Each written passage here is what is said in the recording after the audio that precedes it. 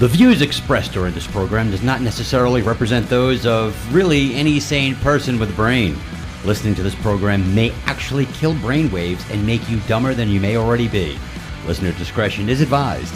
Really, because this show sucks to begin with. Well, look at us, my friend. We're back. You from Beijing, me from the bathroom. How are you?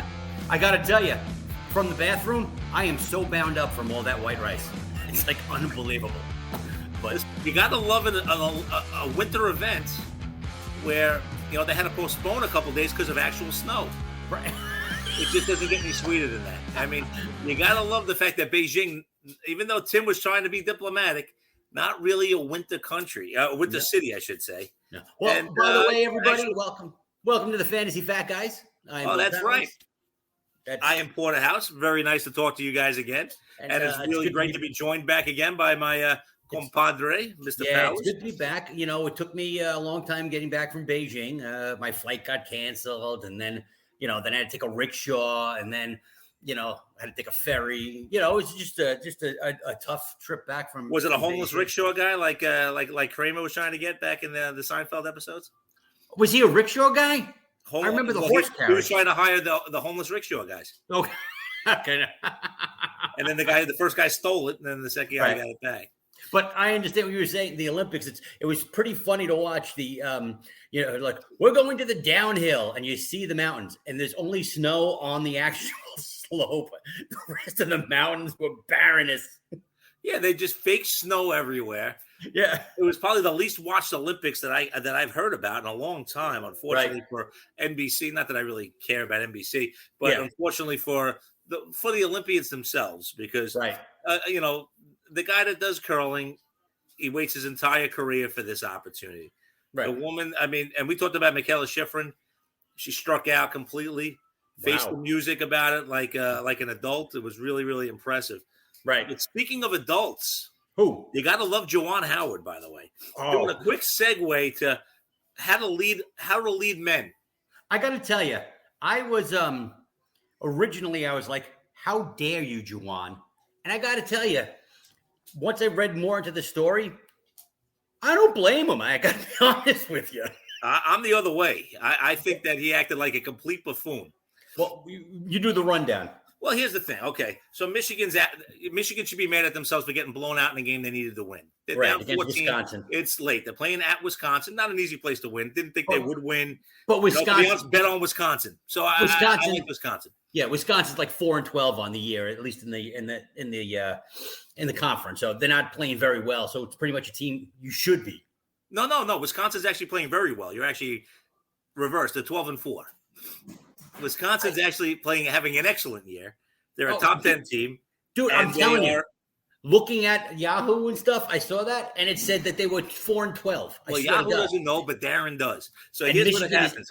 So they go to Wisconsin, and Wisconsin beats them, right? Mm-hmm. So at the end of the game, he still has a couple starters in and a couple of key reserves, and Wisconsin brings in all the bench players.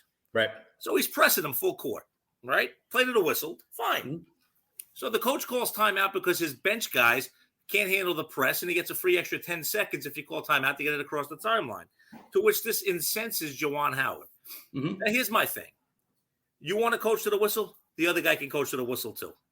You want to press him? He can call timeout. You can't have it both ways where you can get incensed that he called timeout because he didn't give you a free basket. Well, you're playing the over? What is going on here? Why would this be so important to you? So anyway, then he acts like a baby, doesn't want to get on the line to shake hands. Several other coaches and players actually shake hands before he does. He gets on the line and he makes a comment, pulls down his mask, says, I won't forget this. And Martin's like, hey, wait a second. And he puts his hands on him. Mm-hmm. Which he shouldn't do. Wait a second. Let me explain what I'm trying to do. But then Juwan wouldn't have it. He starts yelling at him. Guard starts yelling back. They get separated. One of the Wisconsin assistant coaches probably says something, and Juwan throws a punch or an open-handed slap. Yeah, like a bitch. Here's the thing. This is the second time you've done it because you did it in the Big Ten tournament last year with Mark Turgeon. Mm-hmm. You're leading a bunch of kids, trying to show them how to lose gracefully, lose like men. And you act like a baby because you lost by 14 points, but a guy called timeout? Grow up. Grow the hell up. There's a lot of things that happen in games that we don't like. There are a lot of teams in football that sit there and throw that late touchdown pass that's not needed. And you know what? The other coach comes across the field. He may not love it, but you shake hands and you don't make an altercation out of it. But this is kids. These are 18, 19, 20-year-old kids. You can't show them that that's the way to act. I mean, that's the way I take it. I just take it as like a sign of immaturity. It's a sign like, you had a whole career. You played college. You were a god at Michigan. You won the Fab Five, all that stuff. Didn't win the title, but you got really close a couple times, the whole thing. In the NBA, had a good, solid NBA career. You're not a Hall of Famer or anything, but you were a really good player. But you had to go up against adversity at some point. Was this the first time? Because a guy called timeout when you weren't able to get a cheap steal on him? Come on. Grow up. And then you pull an open-handed slap. I got to tell you, though, I kind of look at it the other way. The guy's calling timeouts. The game is over.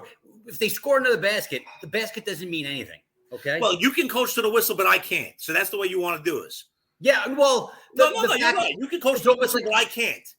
It's almost like you're rubbing it in the kids' faces. He's defending his team. He's defending his players. He felt they were getting embarrassed. And you got to remember. They were embarrassed because they got outplayed for an entire 40 minutes by 14 points. He did throw the first shot. You don't know what we said to him. It wasn't the coach. It wasn't Did anybody else throw a shot? What? You can't be the guy that throws the first shot. Oh, what are we in the playground now? I'm sorry. You're coaching kids. You're coaching college. You're representing a university. You could throw the first punch? They're men. Number one, they're men. Okay. They're 18, 19, 20-year-old men. They're men. They're young men. They're children that have to be taught how to lose. Great. And they also guys who they should know that somebody's got their back. And I like the fact that Juwan So how did they have their back? We were lost by 12 instead of 14. Thank God the coach was there. Right. Well, the coach is sitting there telling them that, hey, why are you doing this? Why are you stopping the game? Let the game end. Great. You already won. Why are you making it worse on my guys? Why are you pressing me full court when the game's already over? Game's already over. Why are you pressing me full court? Why are you trying to get a steal against my backups full court when the game's over? Okay. Tell me. I'm going to tell you. If you know what, I'm sitting there, I'm watching the game. I know my guys suck today. Maybe it was my fault that they sucked today. Maybe I didn't have them prepared enough for the game. Maybe they're just tired. Maybe they were out with hookers the night before, hanging out and enjoying themselves. And there's nothing wrong with that. Okay? But here's the thing. You hope they played their heart out. Just because I'm sure they did play hard. The ball didn't drop. It's basketball. Right. Sometimes the shots don't drop. So at the end of the day, you know what? You play hard. The game's over. To me, you just let the clock run out. You just, okay, so they scored another basket. Okay. So here's the question. You're embarrassing they can let the kids. clock run out, but Wisconsin, but Michigan can't let the clock run out. They can press and try to steal. No. Yeah. You can't have it both doesn't ways. matter. Either the game is going to be wound out and nobody presses, or we're going to play to the whistle. You can't have one team gets to do it and the other team doesn't. I feel like I'm talking to Skip. I feel like I'm talking to Skip Bayless. You don't know shit. Well, I forgot more about this sport than you'll know, but that's beside the point. Yeah, that's fine. You can't, but I'm just saying, in any sport. So you can play to the whistle, but I should stop and give you the points because I feel bad for you? You're freaking Michigan. You've been dominating the Big Ten in every sport forever. I'm Wisconsin. I've had a few good years here and there. Get out of here. I think a leader. I think you're as a leader. And I thought Juwan Howard acted like a complete baby. Well, good for you. As a leader, he stuck up for his guys. And you know what? By throwing a punch at another coach. They're going to really let me nice talk. when they do that. They're going to let me talk. Or are you just going to talk over me the entire time? He threw a punch. So, okay, you're not going to the principal's office to discuss it, and you're going to say, "Wow, he threw the first punch." Nobody gives a crap. But this is how this isn't hockey. Were you in the huddle? Were you in the huddle? No, were you? In the huddle? What? Were you? No. Okay. So tell me what happened in the huddle that neither one of us were in. Go ahead, tell me. Maybe the guy had it coming. You don't know what he said. Maybe he's, you don't know what he said either. You want to embarrass the kids.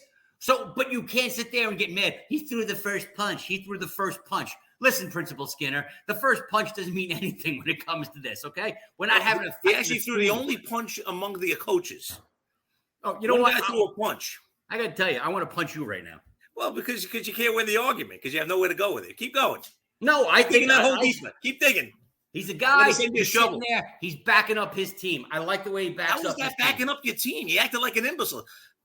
I didn't win, so I'm going to go in the corner, suck my thumb, and cry. Oh no, they're going to make me get up and shake hands. So I'm going to tell the other coach off. Then I'm going to throw an open-handed slap at an assistant coach. No, that's right. I showed them. I backed them up. Dude, you don't know what happened. You don't either. There, but you know what? It's the same thing. Actually, I watched the game.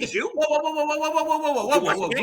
You think it's okay? You think it's okay if you're playing a football game, team's up 70-3, and with 2 minutes to go, and they throw another touchdown? You think that's good? You think well, that's they both get if it's an NFL game and they're both getting paid? Fine. I'm not talking about NFL. NFL. College game? No, I don't think it's okay. And quite frankly, even the NFL, you shouldn't be doing that. You're up 70-3. You can because everybody gets paid. Run the ball. Let the game get done. By going up, I don't disagree with you. Trying to shove it in their face. That's all you're trying to do. You're trying to embarrass them. Timeout. They didn't score any extra points. They called timeout. Yeah, you're trying to embarrass them even more. How is that embarrassing you? What if you try to score another touchdown? One of my scrubs that play 1 minute a game when the game's a blowout, you tried to press them to show that you were superior to my scrubs with a couple starters on the floor. So I call timeout. Oh, my God, somebody shoot me. I should be fired immediately for defending my team against your aggression on defense when the game's over. You're only thinking about the one side. Because you're embarrassing them. How is that embarrassing? You're pressing a bunch of kids that don't play.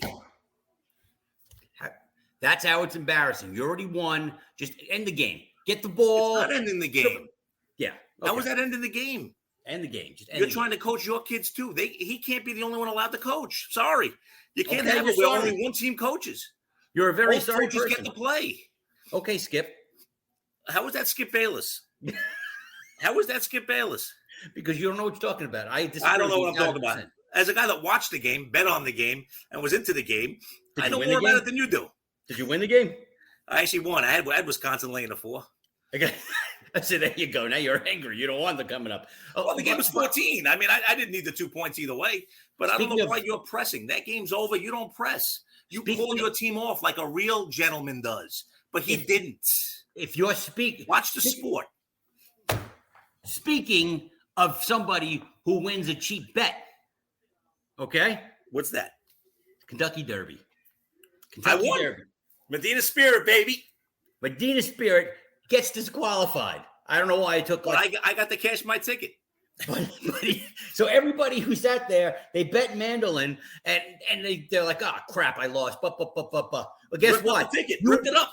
You won, but you still lost. It doesn't matter. Well, my horse was disqualified at a later time, but I did hit the win and the exacta, and it worked out quite nicely for me. You know that's. Listen, I understand you can't go back and you can't repay everybody, but how do you feel? You feel, yeah, I won. My horse won, but I still lost $500. Well, I mean, there's no way. There's no way to replace that. Right. There's no way to replace that. There's no moral victories in gambling. No. It's all about winning. Listen, if you're the owner of the horse and now you get it and they take the winner's purse away from the other guy and give it to you, maybe. Mm-hmm. He's probably the only person in the world, or he or she, or the couple, or whatever it is, or the few guys that own it, that really feel anything of glory from it. But no one's even going to remember the horse's name that got put up there. Stud fees. Because he didn't win the race when the race was run. Right. Stud fees. You could say he's the Kentucky Derby winner. Absolutely. You get the stud fees. The owner's the only one that's going to gain anything. This hasn't happened. Last time it happened was Dancer's Image in 1968. Yeah, before I was born, and you were just a pup. So yeah, we didn't watch that race. I guarantee you. I know I didn't. I'm sure you didn't either. If it was the Kentucky Derby, which is May, I wasn't born till December. So so you had a couple months as well. I my bad. So neither one of us, you might have heard it through the womb. But that was about it. But you know what? Here's the thing.